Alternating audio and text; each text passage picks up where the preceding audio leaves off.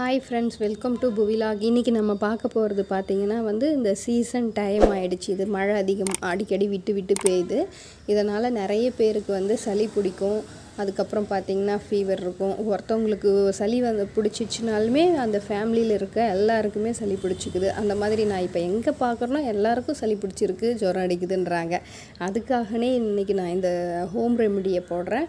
என்னன்னு பார்த்தீங்கன்னா ஒரு கஷாயம் தாங்க. இது எல்லாருக்கும் தெரியும், இருந்தாலும் தெரியாதவங்களுக்கு இது ஒரு ஹெல்ப்ஃபுல்லாக இருக்குன்றதுக்காக இந்த வீடியோ போடுறேன்.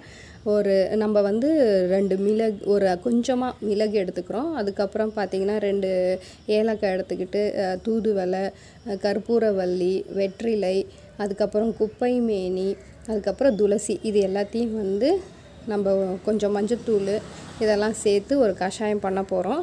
இந்த கஷாயம் பார்த்திங்கன்னா ஒரு கிளாஸ் அளவுக்கு 2 கிளாஸ் அளவுக்கு தண்ணி கொதிக்க வச்சு அதில் கொஞ்சம் மஞ்சத்தூள், பெப்பர் பவுடர், உங்களுக்கு வேணும்னா சீரகம் அந்த மாதிரி கூட ஆட் பண்ணிக்கலாம். நம்ம எடுத்துருக்கிற தழை எல்லாத்தையுமே அதில் ஆட் பண்ணி நல்லா சுண்ட வரணும். இப்போ 2 கிளாஸ் தண்ணி 1 கிளாஸ் அளவுக்கு சுண்டனதுக்கப்புறமா அந்த தண்ணியை வடிகட்டி தேன் கலந்து பெரியவங்களுக்கு ஒரு அரை கிளாஸ் அளவுக்கும், சின்ன பிள்ளைங்களுக்கு ஒரு 1/4 கிளாஸ் அளவுக்கும் கொடுத்திங்கன்னா குழந்தைங்களுக்கு அந்த சளி, இரும்பல், அதுக்கப்புறம் பசி எடுக்கிற பிரச்சனை, அதுக்கப்புறம் அவங்களோட இம்யூனிட்டி பவர் இன்க்ரீஸ் பண்ணுறதுக்கு இது எல்லாத்துக்குமே ஹெல்ப்ஃபுல்லாக இருக்கும்.